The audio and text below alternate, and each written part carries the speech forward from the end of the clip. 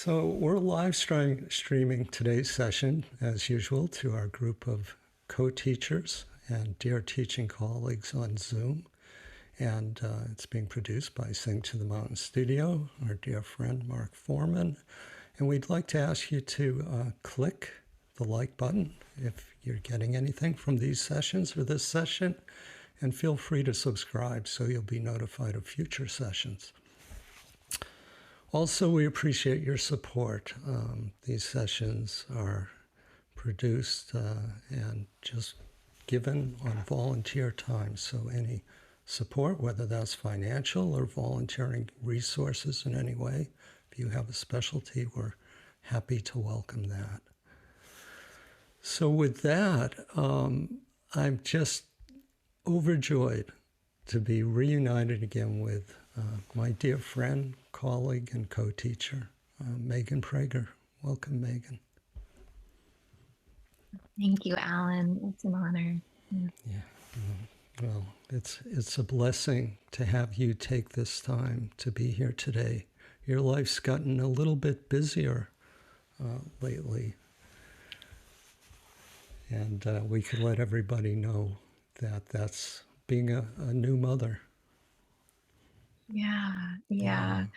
I don't know how long I'm allowed to say new mother. I certainly feel like one.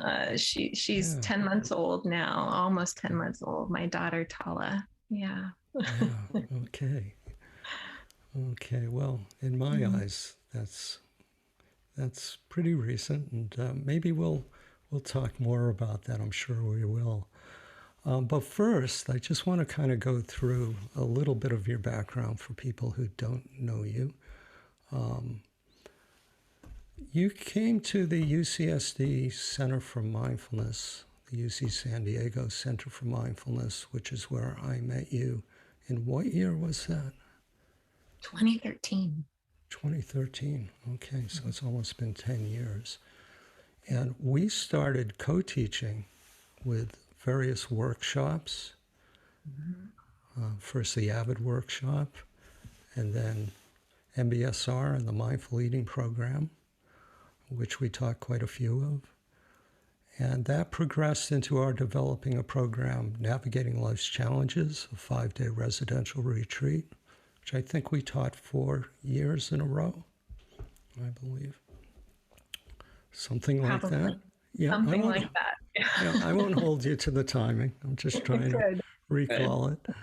And then moved on, and as part of that, actually, teacher training and teacher training practicums, primarily in MBSR. Yeah. Okay, so that's our background in co-teaching. And now currently, you're the Compassion Program Director at the same center, the UC San Diego Center for Mindfulness. You're co-founder of your own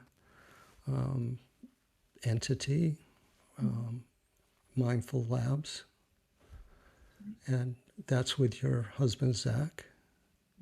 Yeah. And you're a certified mindfulness-based stress reduction instructor. By the way, do you have a preference on the word instructor versus facilitator versus teacher? Obviously you must, because that's the word you used. You know, it's the word I used. I suspect I don't perhaps as strongly as you do, Alan. I'm not sure. What term are you using these days? Is it teacher, facilitator? Yeah. Ever since one morning, John yelled at me and said, "You better call yourself a teacher, because if you're not a Dharma teacher, what are you?" I switched from facilitator to teacher. But I imagine in your settings, which very often is in colleges or in a setting where instructor might fit more, I could see that. Yeah, I recognize I kind of use it interchangeably, but certainly, yeah, teacher, instructor. But now knowing how John feels about it, I might need to change my wording. And you're also a certified compassion cultivation teacher and certified mindful self-compassion instructor, teacher. and Adjunct Faculty member of San Diego State University, and teacher, trainer, and mentor for various mindfulness-based programs. And as I mentioned earlier, most significantly, you and Zach have been blessed 10 months ago with the birth of your daughter, Tala, which is where I'd like to begin.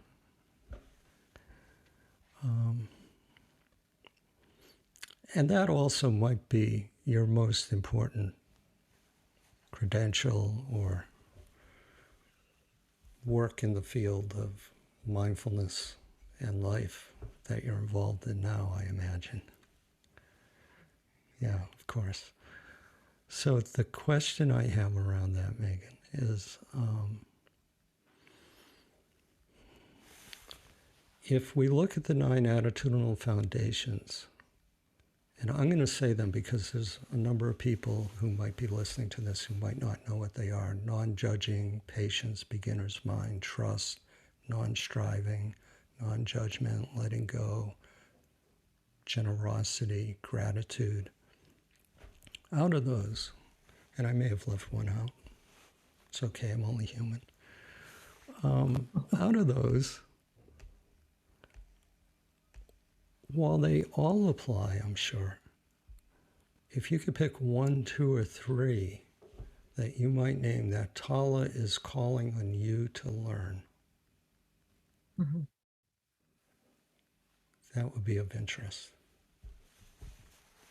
Well, Alan, that's a wonderful question. I think Tala would invite me to continue learning all of them for sure. She is an incredible teacher, and I am a slow learner as a student. So they're all feeling very important, all getting developed. I would say, if I could name a couple, trust, I think, would be right up there. Trust in myself as a new mom, trust in, I've often been told this, but now I'm actually really living it, trusting my gut instinct about what's right for her, what's right for me, what's right for our family, which I think is different for everybody. Why I need to rely on my own gut sense of that.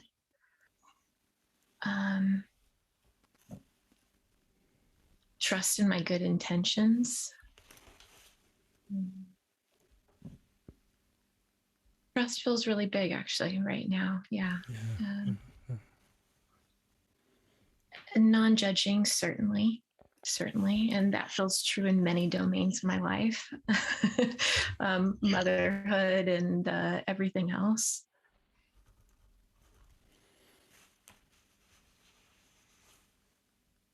And I think patience too. It's a learning curve. Being a new mom is a total learning curve, and I've recognized how impatient I can get with myself, with my partner, with the way things are. Not knowing. I think about, Alan, when we were teaching together. You named some of these teacher trainings, and there used to be an exercise we'd do. I don't know if you remember this, but we'd have people face each other and ask, what do you do when you don't know what to do? And you go back and forth like that. And in so many ways, that's what life feels like right now, is this experiment, this dialogue. What do you do when you don't know what to do? And there's a lot of Googling happening over here, for sure. In my unskillful moments, there's blame and impatience. In my skillful moments, it's an opening, it's a sense of patience, it's a sense of trust. Many of the attitudinal foundations, but they're all a learning curve that I'm on right now. Yeah, thank you. I saw a lot of heads nodding and smiling, especially around, what do you do when you don't know what to do? So many of us, with whatever is going on in our lives, are in that position, have been in that position so much lately. Well, thank you. Thank you for not just naming them, but actually kind of filling out a little bit about what you're experiencing around them. So, of course, you know that often I might go towards the other side of the coin in a question or a response. So in this case, it's what 1, 2, or 3 might you feel you're being called to give to Tala in her learning at such a young age?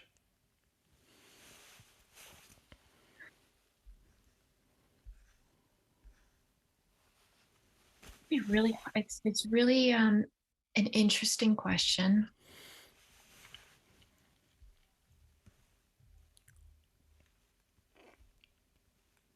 You know, I'd almost feel like my answer would be the same, and I may need to sit with that a little bit longer. But you know, what I know that I need and what I'm learning, I can see real value in us learning together in our relationship, and what she may need too.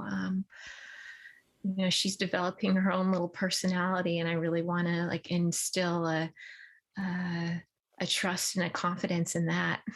Uh, um, a sense of curiosity as opposed to judgmentalness, which she's certainly exhibiting, but continuing to support her in that growth.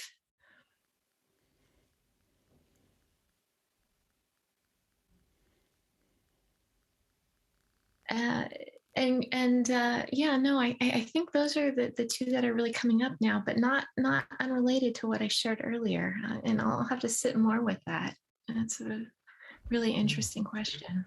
Yeah. Oh, thank you. Yeah. So I already know the answer to the next question, but I'm still going to ask it. Are there any mindful parenting books or childbirth and parenting books you read to prepare?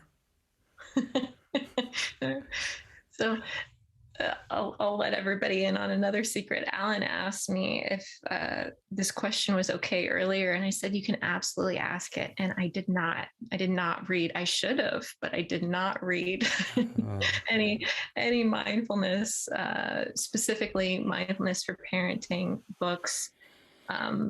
We're living it right now through trial and error. We're certainly living it. There was a part of me, you know, going into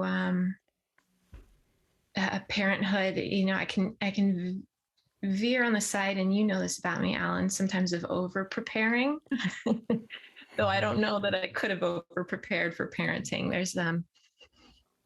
There's this quote that somebody shared with me that parenting is like looking 2 ways before crossing the street and getting hit by a spaceship.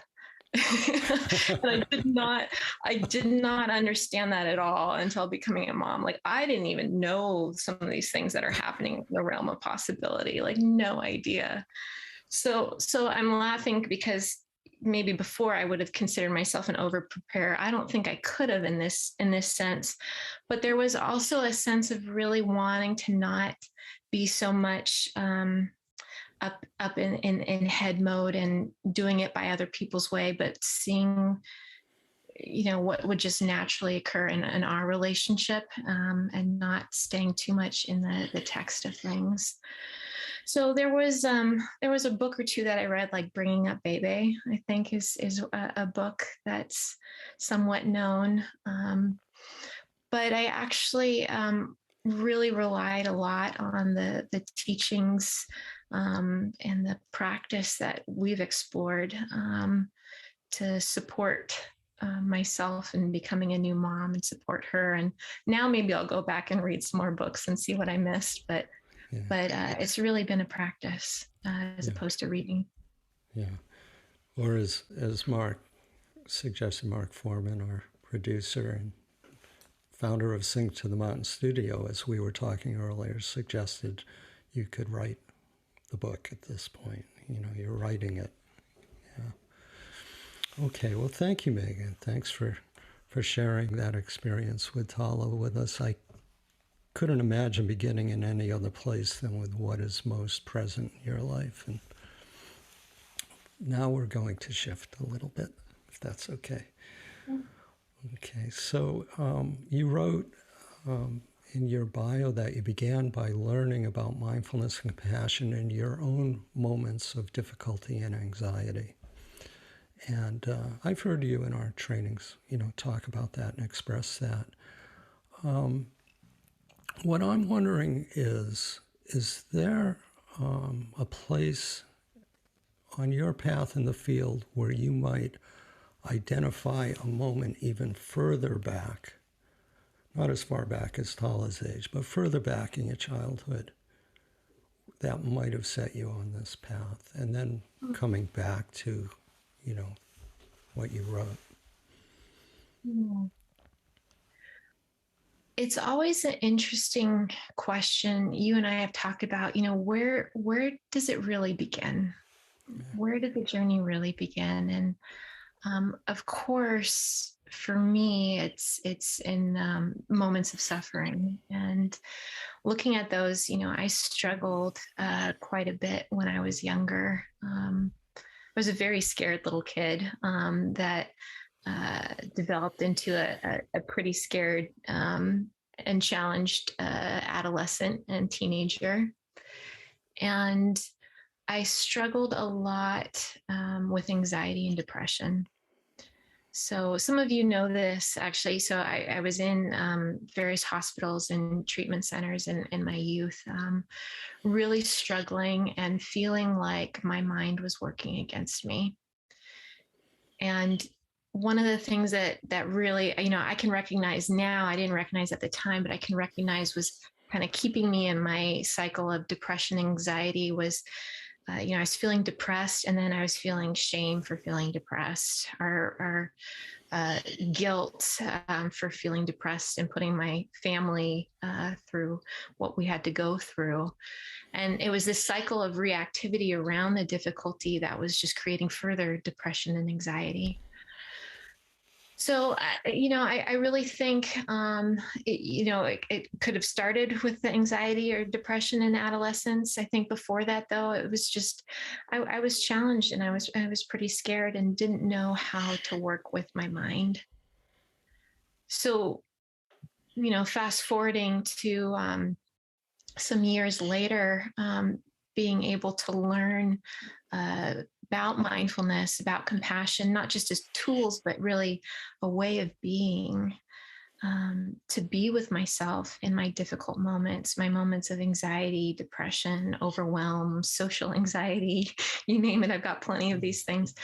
I felt so empowered and encouraged by what I learned and what I felt when I was more aware and more kind and understanding in those moments, that I knew moving forward, I needed to share it with others. So, looking back, it was really a difficult time having the anxiety and depression, but now I can see it as, a silver lining in my life. It's connected me with something that's really supported me, and then allowed me to support others in sharing something that is really, I think, of benefit to the community and the world. So it feels like a great gift, and honor to be in this work. And it very much started from suffering. Yeah. So thank you, Megan, your first teacher that I know of in formal teacher training was Bob Stahl. Is that right? Yeah, well, it's interesting. Yeah, Bob Stahl was my first MBSR practicum teacher. Phenomenal teacher. I feel so fortunate to have been under his guidance. When I think about the first teacher or teaching, this was, I had, and some of you know this, I had applied to a grad school program and I didn't get in. And I decided, okay, I'm going to pick up my stuff. I'm going to move out of the country. I moved down to Argentina for a little bit. And one of the books that I picked up was a book called When Things Fall Apart by Pema Chodron. And that was my first teaching and introduction to mindfulness and meditation and compassion in this way. So Bob was certainly my first formal teacher in MBSR. I can recognize other teachers and teachings and authors of books that really had an incredible impact in scooting me along in my journey. Yeah. I'm being the first one. Yeah. Yeah. Yeah. And what brought you down to Argentina? I think people might find that of interest. Yeah. Well, Um, my husband, he's many things, but one of them is he is a poker player. And so there was a World Series happening down in Argentina. So he was not my husband at the time. And my parents thought I was crazy. What are you doing picking up your stuff, moving down to South America with a poker player? And it was incredible. It was the culture, the people. Um, Really, really an incredible experience to be down there and to grow in our relationship and to discover mindfulness. And it was actually my first yoga class was there as well in Argentina, first time. Yeah. And you went on to teach a lot of yoga. Yeah. And Yeah. where was that before you moved down to San Diego? Yeah, so I was in Northern California teaching at a yoga studio, and the manager of a yoga studio in Northern California. And I really, this was my way in to mindfulness because I tried to sit and meditate before, and I thought, well, my mind's all over the place. There's no way I can do this. I hate this. Right? I think I got up and walked out of my first class. I just thought I wasn't cut out for it. But I did come back to the yoga and the moving my body. I found really supportive.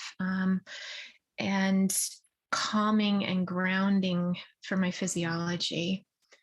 And so I stayed with that, but I ended up, after going through the yoga teacher training and starting to teach myself, getting really curious in the part at the end of the yoga class where there's a shavasana, which is allowing the body and the mind to just kind of ground in a sense of stillness. I started to get really curious about that piece. And then that's where it shifted into, okay, let's explore this meditation thing, the seated meditation thing, specifically in MBSR. So you arrive at the Center for Mindfulness, and we had something called the Yoga Affiliate Program. And we began to connect to, or continue to connect to yoga studios in the area to varying degrees of success. And you're teaching MBSR. We begin teaching mindful eating. And that one moment when we were in meditation, and, the center was near an Air Force base, is near an Air Force base, and a plane started coming in to land, and we're all meditating, and the plane's getting louder and louder and louder. And I think we were both sitting there wondering, what is going to happen? This is just louder than usual, and it's getting louder and louder and louder. And came pretty close right over our roof for some reason. But that was a mindful eating class, and a moment I'll always remember the contrast between the mind and the thoughts around that airplane moving towards us and being in quiet meditation. But I digress and reminisce. So when do you make the shift now from MBSR and mindful eating into mindful self-compassion, which you've taken a pretty big role in the field on? Yeah. So MBSR, I started teaching when I was living in Northern California before coming down to UC San Diego. And while I was up there, I read about this 5-day intensive that was happening in Esalen, on the coast of California in Big Sur, incredible place, that Kristen Neff and Chris Germer were teaching in 2012, called the Mindful Self-Compassion Program. And I was reading about it and I thought, oh, I need that. that would really help me in my life. How to meet myself with kindness in my moments of difficulty, explicitly looking at how to meet myself with kindness in those moments of difficulty, to be a good friend to myself. So I picked up Kristen's book, I read it, and then I decided, okay, yeah, I want to come down and take this 5-day training, and that's where I met a very dear friend and colleague named Michelle Becker, who was also at UC San Diego Center for Mindfulness. And it, just as a funny side note, of reading that book, it was such a big aha, such a big revelation for me to treat myself with kindness, as opposed to criticism. I thought that I had to be really hard on myself or beat myself up to achieve or be at my best. So learning actually some of the research that how this is not true, actually. We can use compassion to motivate ourselves as opposed to criticism. That being self-compassionate is not selfish. It's actually including ourselves in our circle of awareness. And that can actually be a sustainable way to be compassionate towards others. So all these things were big revelations for me after reading the book. And so before going down to the 5-day intensive, I had a friend and I read this book together, and we decided to start this 2-person book club on self-compassion and just read all the self-compassion books we could. And we called it the Self-Loathing is for Losers book club. Totally missed the irony behind this title, like just totally didn't even cross my mind. And so I remember coming to this 5-day intensive with Kristen, and I'm like teary-eyed. I'm so touched that I'm meeting this person who's made an impact on my life. And I share with her, I want you to know that I started a book club called Self-Loathing is for Losers. I will never forget her reaction looking at me. And she just very lovingly said, Megan, did you read the book? and so anyway, there's been learning, and then learning after, it's like peeling the onion, like layer after layer of, oh, I didn't even recognize that. I didn't even realize the ways that I can diminish myself in some ways. And so this is really kind of the start of the self-compassion piece of it. So by the time I came down to UCSD, I had the MBSR, but I was also beginning to dip my toe into the self-compassion teaching because I'd taken that intensive. So I got to teach with you, and then also Michelle Becker before they were doing a formal self-compassion teacher training. Yeah, and now that's evolved. Michelle's very involved in compassion, self-compassion, and compassion for couples. Mm-hmm. And you're teaching that too? Yeah, wonderful. And what about your work in the colleges with college-age students? How did that come about? Yeah.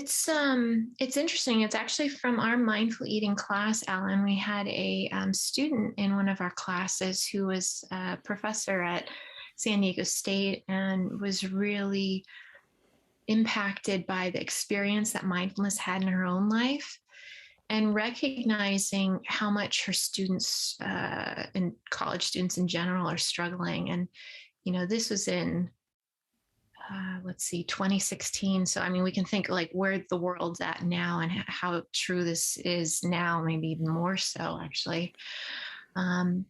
So she invited me to come in and guest teach for her students.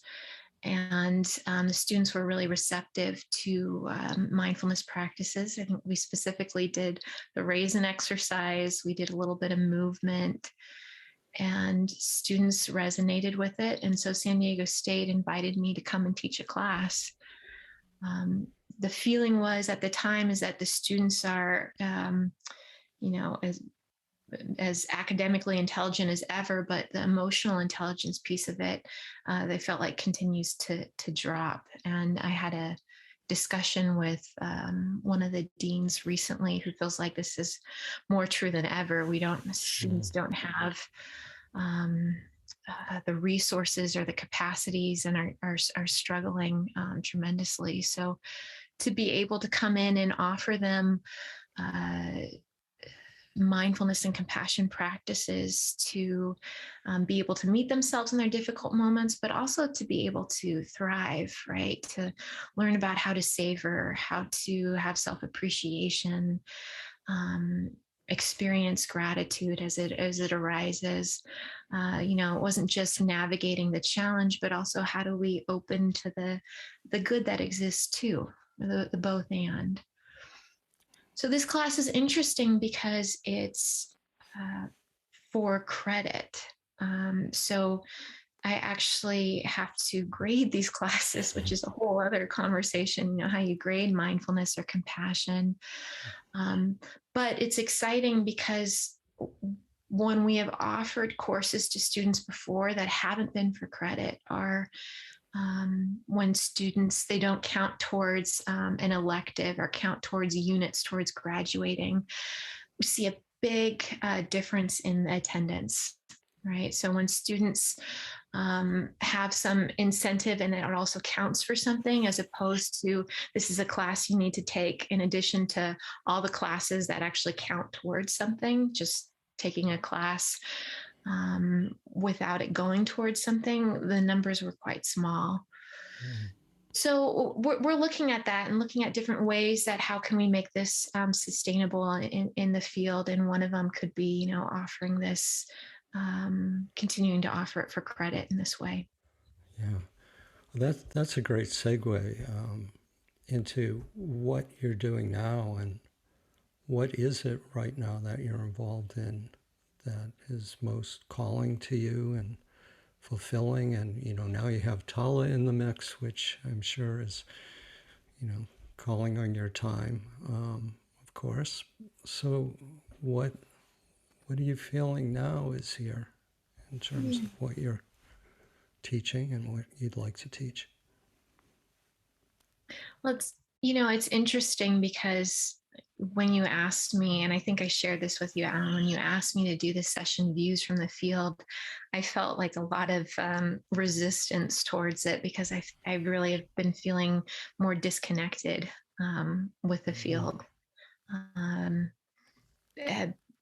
Having Tala has required me to put a little bit of a pause on a lot of the teaching or the things that I was involved in. So initially I was thinking that it wouldn't make sense for me to have this conversation, but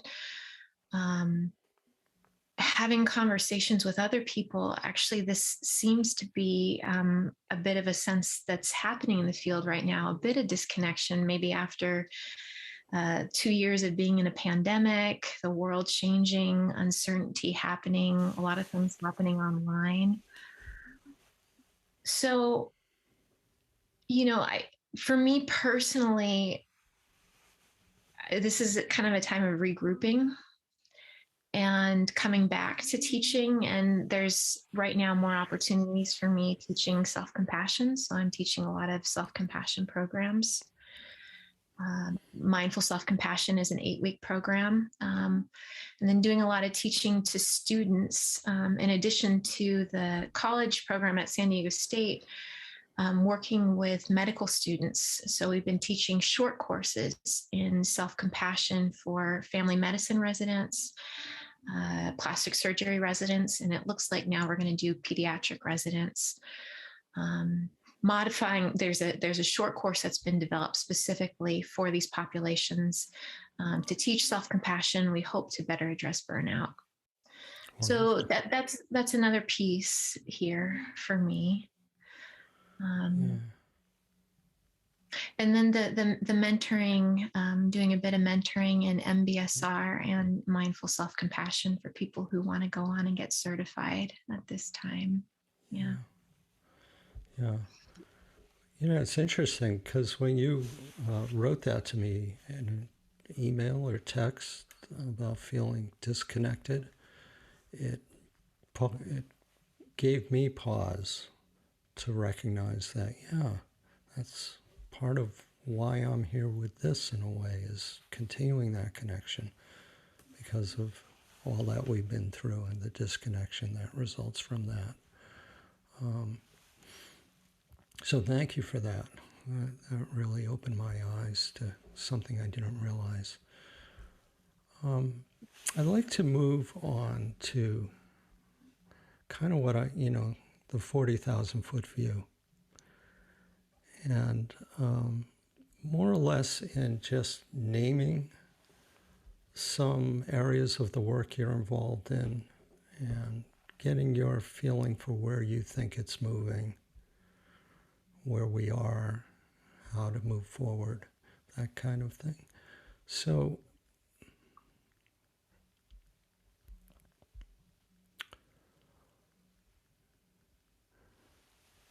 first one makes sense for me to ask about the beginning here of programs for youth, given the fact you have one that's budding and growing, and you've had this work you've been involved in college age with college age students. Do you have any sense of where programs for younger ages may be headed, or where you may be headed within that? For me personally, I'm happy to be in it as a learner right now and a student right now. Mm-hmm. There's a lot of tremendous people in the field who have written things and created programs. At UCSD, Lorraine Hobbs, who's been our director of youth and family programs, she just published her book actually right now. So there's kind of a coming back and a recommitment or regrouping in a way, because now we're going to be not just doing things online, but in person, hopefully soon, with youth and family programs. And then also for the Center for MSC, where I'm involved with, Karen Bluth is doing programs specifically for college students. They've created a program, Self-Compassion for College Students, that is being well received also. So there's certainly a lot of people in the field doing these things. I personally would love to see a teacher training where we're teaching students, college students, to teach this stuff to other college students, because I think that will be so much more impactful and effective and supportive. When I've had students come in and talk to other students in my class, it resonates, the material resonates in a way, they receive it in a way that feels more accessible than me just describing the practices or going into practices or talking about practices with them. So I hope that it goes in that direction, that there's a teacher training that's including college students, to support college students. Yeah. Yeah, I think that's brilliant. Peer-to-peer. Yeah. And it's landing effectively. Yeah. Thank you. What about MBSR, and in particular trauma-sensitive programs or adjustments for that within existing programs? Are you feeling that, seeing that? With MBSR, it's, Alan, I have to say, you were the last person I taught with in person, which is kind of amazing. That was in 2020. I know. And also MBSR. It's been a pause on teaching, and then teaching a lot of self-compassion right now. Okay. So we're doing a lot of stuff in the way of working with, I know people are familiar in this community, David Trelevin, who does trauma-sensitive mindfulness work, an incredible resource, and tapping into making sure that the curriculum is supported by that. And I suppose I can speak a bit to MSC, because that is what I've been doing a little bit more of. Self-compassion, the foundational question of self-compassion is, what do I need? So built in that question, and I think if we continue to invite students to stay close to that question of what do I need and offering it to themselves, it's a real important way to hold the container in terms of trauma sensitivity. We do a bit of informed consent, which is letting students know briefly, this is a practice we're about to engage in, and letting them make choice whether they want it, the timing is right for them to engage in the practice or not. And I think that can be particularly helpful without going into all the details of this is what we're up to, letting them know and landing them in choice whether they'd like to participate there or not. I'm teaching right now a class, actually, self-compassion for gun violence survivors, which has been incredibly powerful. These are people who were in the Las Vegas shootings, at Sandy Hook, people who've been in the military. It has been a real honor and gift, and I'd say co-learning, because we're all learning together. This is not me teaching, we're all learning this together. And I'm so touched by the ways that self-compassion is impacting this group. And I'll say that they had MBSR before coming into MSC. And I think there's a magic to that. There was, an MBSR building the foundation of grounding, of becoming aware and then grounding. And then in MSC now being able to move kind of further into, what is it that I need? And how can I be a good friend to myself? And how can I motivate myself from a place of compassion rather than criticism? So watching it being so well received by the group, I'm actually really encouraged by the ways that these programs are empowering people with trauma. And as the teacher, holding that space and inquiry, of course, offering, suggestions or occasional modifications if needed, but also a real trust in their capacity too. Yeah. Well, that's such good work. Who developed or who brought self-compassion for gun violence survivors out? Yeah, I'm coming into this study a little bit later. Right now it's coordinated through the Zidane Lab. So from what I have been told, it started with the Hermera Foundation providing a grant for gun violence survivors, and working with an organization called Survivors Empowered, an incredible organization. And hope to continue classes in MBSR and MSC for gun violence community. Oh, that's such great work.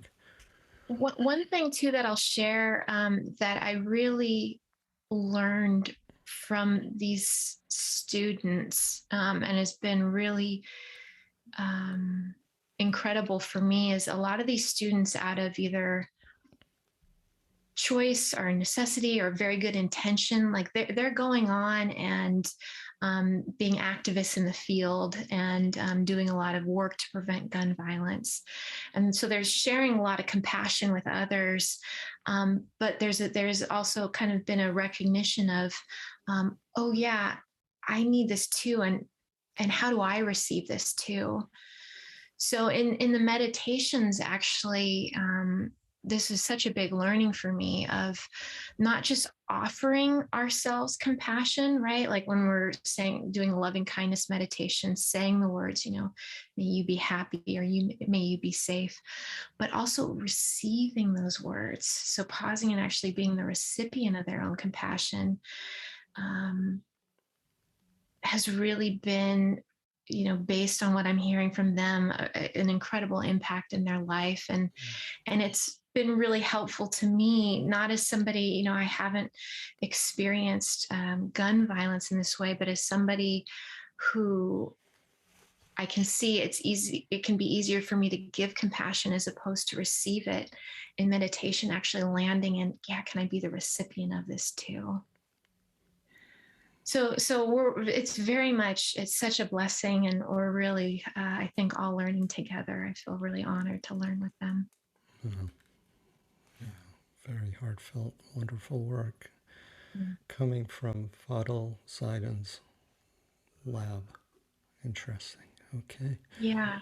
Yeah. And I should name too that Beth Mulligan was really involved in this, Mm-hmm. has been really involved in getting this set up and going, Mm-hmm. as well as ECSD. Yeah. Yeah. Yeah. Another thing that Beth's been very involved in, and I know as part of your background and study, is diversity programs. So, how do you see that unfolding, or where is your work landing within that? Yeah. Both UCSD and the Center for MSC, there's a lot of names here that can get Sure. confused.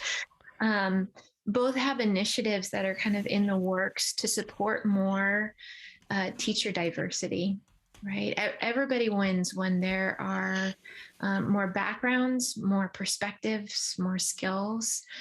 So really looking at how do we support more people who identify as Black, Indigenous, or people of color, offering MBSR, MSC, mindfulness or compassion-based programs in the world. So UCSD is currently looking at some, developing some teacher trainings in this regard to really support. And we have a new director, Cassie Vietton, who is really phenomenal and helping in the way of getting some funding going here to make programs like this possible. The Center for MSC is also getting some initiatives going and ensuring that, again, there's more perspectives and backgrounds in our class. And I think at least in the US, I mean, we really don't want this field. Not just, I'm just saying, in the US. It can be noticed that in the mindfulness and compassion field, it can be kind of dominated by teachers who are white or cisgender or heterosexual or able-bodied, and we really want more people in the room with different backgrounds. So these initiatives will help make that possible, where again everybody wins and it becomes this, again, co-learning opportunity. So I think that will continue to happen. Online offerings, I think, will continue to happen in addition to in person. And we're seeing too, I think, during this pandemic, more adaptation programs. So, for example, the college students who are family medicine residents, our physicians, pediatric residents, they may not be able to take an 8-week course in MBSR, but we can offer a shortened course to them. And so far, the research is coming in about it. I'll be really curious to see that. But so far, at least, with the short course in MSC, they're finding really good benefits, and also the self-compassion course for healthcare communities, really good benefits and offering adaptations. Yeah. So a little bit of where, I think greater diversity, more options in terms of length of programs, and continued online programs, I think, will continue. Yeah. Yeah. The last one is a little bit personal. As you know, in many trainings, I'll start off by introducing myself as an old hippie. And things have come around the mountain, kind of full circle, where psychoactive therapies are being recognized with psychedelic drugs and microdosing and things like that. And speaking of, I believe, the Fadil Zindan lab, Fadil is researching that. Where do you see that headed? Yeah, it's an interesting question. I'm getting a lot of questions about this particular piece. It seems as more research is being done, and I don't know. I should say that from the get-go. I don't know where it's going, but I know that more research is happening, and people, at least in this culture, tend to follow the research piece of things. Certainly in other cultures too, but that's specifically around microdosing and pain management is where we're seeing a lot of research being done. I know Fadl's doing that a bit at his lab. And then there's some initiatives at UCSD to do more research in that domain as well. For people who've experienced trauma, for people with pain. So to be seen, I'm really curious, and getting requests from different apps too about combining mindfulness for people who microdose and 5-day intensive experiences. So I think I'm excited about it to see where it goes, and curious with you. Yeah, that might be another thing like raising a child where, you're looking both ways crossing the street with microdosing and whatever direction this is going in, and all of a sudden you get hit by a spaceship. We don't know where that's headed, but it certainly seems to me like it's so to speak the new shiny object in some ways in the field and research and psychotherapy. So it'll be interesting. Well, thanks, Megan. I'd like to open it up a little bit if we have any questions or comments from those co-teachers of ours who are joining us on Zoom. Now might be a good time to take one or two and see if anything's there that you might address, Megan. So I'll put that out to everybody. We'll give you a moment or two to think if there is anything you'd like to ask Megan, or anything that you've heard that's kind of perked up your ears or curiosity. Okay, Valerie, thank you.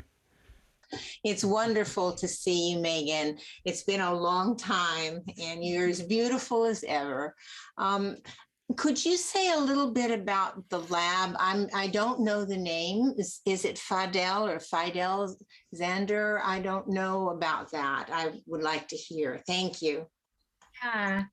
Fadl Zaidan, he was the director at UC San Diego Center for Mindfulness. He's now focused in the Department of Anesthesiology. So no longer our director, but he has a lab. It's called the Zaidan Lab, ZEIDAN Lab. And he's doing a lot of great work. Again, he's doing the research part of the gun violence study, and then, as Alan was talking about a little bit, looking at the chronic pain and microdosing, and I'm sure a whole bunch of other stuff that I don't even know about that he's doing. Yeah. He's based at UC San Diego. Yeah. Yeah, thanks, Molly. Gabe, we had two screens, so I didn't realize you were here until just now. Welcome. Thanks for your question. Hi, Alan. Hi, Megan. It's so nice to be with both of you together. And Megan, I'm wondering, we're talking about this sense, an idea of students teaching other students, and that being an effective way to learn and spread mindfulness teachings. I'm wondering, specifically with this population, with students, if there's one program, be it MSc, MBSR, combination, that you think would be really conducive to this.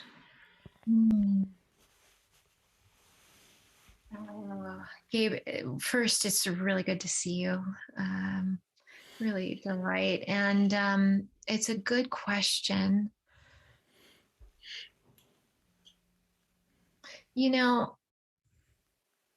I don't know that I would choose one program. I'll share with you what I'm teaching is really a combination of MBSR, MSc, and CCT, the Compassion Cultivation Training for students. I think really helpful for students to have a foundation of mindfulness. And good thing that mindfulness actually is a foundation of compassion. It's hard to respond to ourselves or another suffering if we're unaware that suffering's there to begin with. So having a foundation of mindfulness, I think, is really important. And then, having, what do we do once we become aware, and what we're aware of is difficult, right? That's the compassion piece of it. So I'm not sure if it'd be choosing one program or creating a hybrid program. It's a good question. I think, I'm kind of partial to it all. I think it all could be of benefit, but really helping students have the foundation of mindfulness before moving into some of the compassion work, I think is important. I'm going to think more about that one, Gabe. Yeah. And I should add too that, like, as I mentioned, that the Center for MSc, they have like the teacher training for college students in self-compassion. And then there's different, mindfulness-based programs that, UCSD has that are geared towards more of the, I'd say, the adolescents than necessarily the college students at this time. So it may be a combination of those two. Yeah. Thanks for asking. Great. Okay, we'll take one more. Lori. Hi, it's so good to see you both, Megan and Alan, and everyone in this meeting. It's so good to see you. It's been a while. So my question is, I've been discussing, I have a couple friends that are new moms and newer moms who have toddlers. And so we were talking about bringing mindfulness to young children.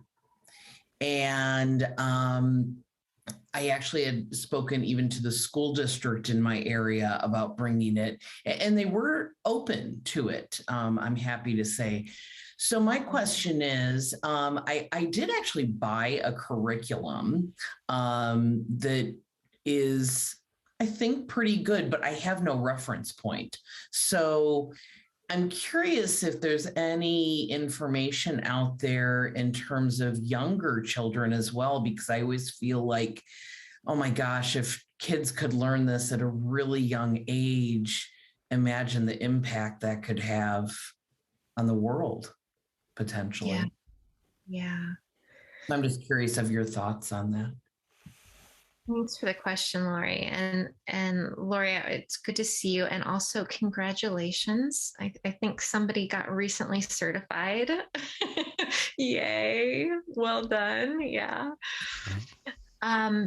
Tremendous work in terms of bringing this to the younger population. Thank you for exploring that. And as a new mom, I'm like, yes, please, and let me come take your class, Lori, with Chala.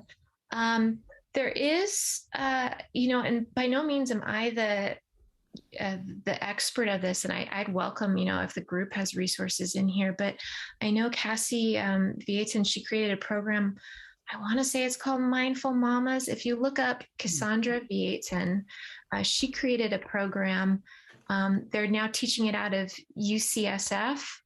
I want to say, and I may have this wrong, so people can correct me if they know, but it was for women while they were pregnant, after they gave birth, and I think even then with the little ones. A program in mindfulness for the younger ages, but also for the parents too.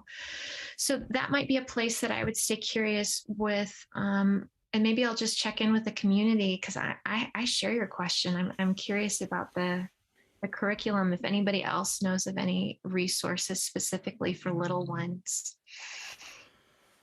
Yeah. Oh yeah, Valerie. There are some out there, but I would like to mention a friend, somebody I've known for a long time, She is in Belfast, Ireland. Her name is Niamh Houghton, and she has an organization called Mindful Kids Belfast. And she has little children and has been teaching for a while now, and really has specialized in working with very young children. Before doing this, she was also a school teacher. She was an art teacher in schools, the public schools in Ireland. So I really recommend her. She's wonderful. And I know there are others as well. Thank you. Thanks, Valerie. That's helpful. Hey, thank you, Valerie. Well, Megan, thank you so much. Say anything else you'd like to share before we leave this portion?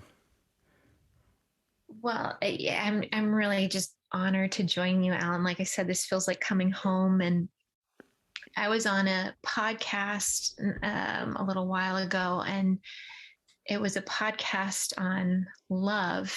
And they asked me a question. They said, what do you want people to know about love? And it struck me, and it reminded me of conversations you and I have had about love. And I also what you had shared, I think, around John Kabat-Zinn talking about, this being an act of love, or in the field, mindfulness being love. And being a new mom right now, I'd say that this is never have I been so aware of how much attention is love, or at least a form of love. Mm-hmm. Paula doesn't know what I'm saying necessarily or what I'm doing behind the scenes, but she knows when I'm paying attention to her and the quality of that attention. And it's really been a powerful teaching to me, and reminding that where I place my attention is absolutely an act of love, and deepen my practice in what I'm aware of. So I'm coming more full circle to something that you've taught me. It's mindfulness and being an act of love. And thank you for that, Alan. Thank you. I recall that one class we had in Navigating Life's Challenges. I think it was around the day that we would have presented Class 7, and we explored unconditional love with the group that day, and it was quite an impromptu session and meaningful. And thank you for blessing us with Tala. And that is so much the hope and the growth that comes from the love of a mother and child, and father and child. So thank you for blessing us, and may you and Zach continue to be blessed with Tala's growth. And I'll look forward to seeing you again wherever that may be. On the path. All right. Well, thank you for today, Megan. Take good care. Thank you, everyone. Good being with you. Yeah. Okay. Click down below to join our Mindfulness Teacher Community Facebook group, where you're also invited to post and share. Also, subscribe to Sing to the Mountain Studio so you don't miss out on future recordings of live sessions.